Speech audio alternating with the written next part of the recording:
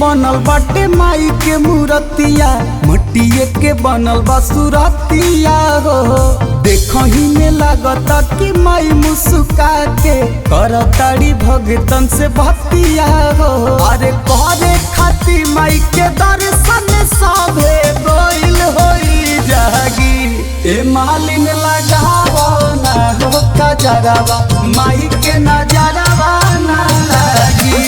ए मालिन लगावो ना हो कजरवा, माई के नजरवा ना लागी।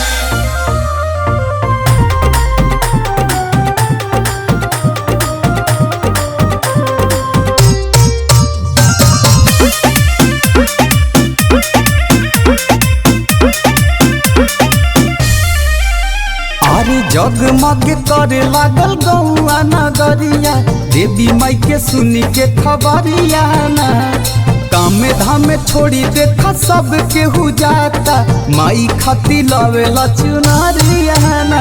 अरे देवा लोग से फूले बरसावता रे देवता, मिली जुली सभे भक्त देले बाड़े नेवता।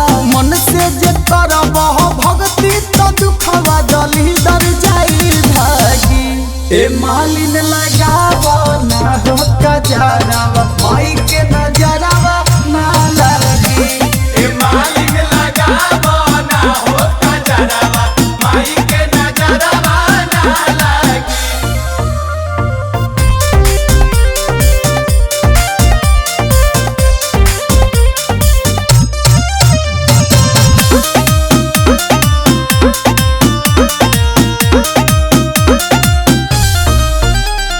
साले भपयावस मोरे माई महारानिया, दूरी करे खाती परेशानिया ना।